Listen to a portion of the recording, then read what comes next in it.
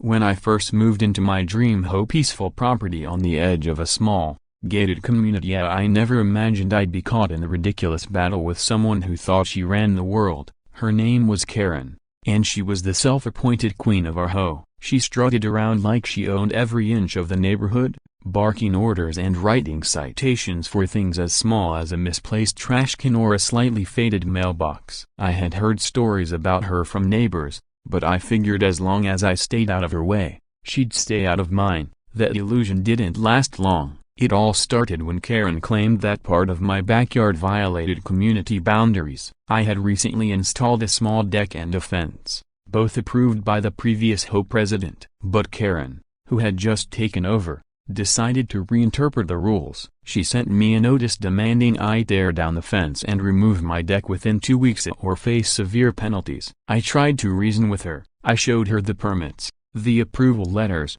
and even a signed statement from the last hoe board. But she waved it off and said, "Those don't matter anymore. I'm in charge now." That's when I realized I was dealing with someone who wasn't just controlling us, she was power hungry. 2 weeks later, I received an official eviction notice taped to my front door. According to Karen, I had violated multiple hoe codes and forfeited my right to occupy the property. I couldn't believe it. How could the hoe even evict a homeowner from their own house? I called my attorney immediately. He laughed in disbelief and said, "They can't. This is outrageous, but we'll handle it." Still, Karen wasn't bluffing. She began showing up with hoe enforcers, so basically a couple of neighbors she had manipulated into believing she had legal authority. They tried to intimidate me by taking photos, measuring my fence, and even yelling about fines. I recorded everything, knowing this would all come in handy later. Eventually, she filed a lawsuit through the hoe, claiming I was in illegal possession of the property. The case was absurd, but it still made it to court. The courtroom was packed that morning. Half the neighborhood had shown up to see what would happen. Karen walked in with her head high, acting like she was about to become a local hero. I could tell she thought she had already won. When the judge entered, he immediately seemed irritated by Karen's attitude. She started her argument with a smug tone, waving around a stack of papers and saying, "Your Honor, this homeowner has repeatedly violated community laws, ignored hoe leadership, and refused to comply with eviction orders." The judge raised an eyebrow. "Eviction orders? Issued by who?" Karen proudly replied, "By the hoe board, which I represent." The judge leaned forward and asked, "Do you have any legal documentation from a court authorizing you to evict a homeowner?" Her smile faltered. "Well, a broken bar, no, but according to our bylaws."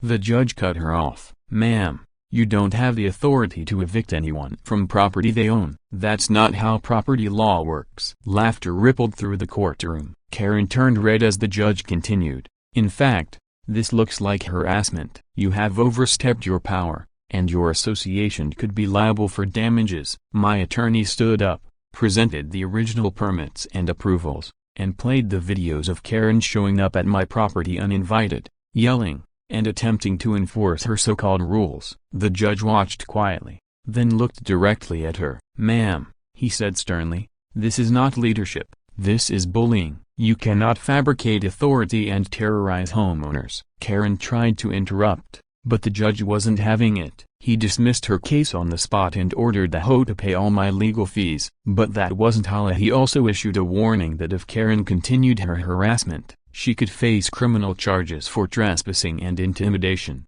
The look on her face was priceless. Her confidence drained, her posture slumped, and her fake smile vanished. Everyone in the courtroom could feel her embarrassment. The same neighbors who once feared her now whispered in amusement, shaking their heads. When it was over, I walked out with my attorney, who chuckled and said, "I don't think you'll be hearing from her again." He was right. For the first time in months, I had peace. Karen disappeared from the hoe board not long after that. I later found out she had been pressured to resign after the hoe's insurance refused to cover the lawsuit costs, blaming her personal actions. With Karen gone, the neighborhood transformed. People began repairing their homes without fear of ridiculous fines. We even started a small community barbecue to celebrate her departure. It felt like we had all been freed from a petty dictatorship. But for me, the experience was more than just a victory over one persona. It was a lesson in standing your ground. Bullies, No matter where they appear, or whether at work, online, or even in your own neighborhood, only have power if you let them intimidate you. The law, when used correctly, is on the side of those who are right. A few months later, I ran into Karen at the grocery store. She looked like a completely different persona, quiet, avoiding eye contact, and pushing her cart quickly past me. I almost felt sorry for her, but then I remembered everything she'd done, the sleepless nights, the threats, the stress she caused so many of us. So instead, I just smiled politely and went on with my day. Sometimes, karma doesn't need to be loud. Sometimes, it just walks into a courtroom, sits behind the bench, and delivers justice in the most satisfying way possible.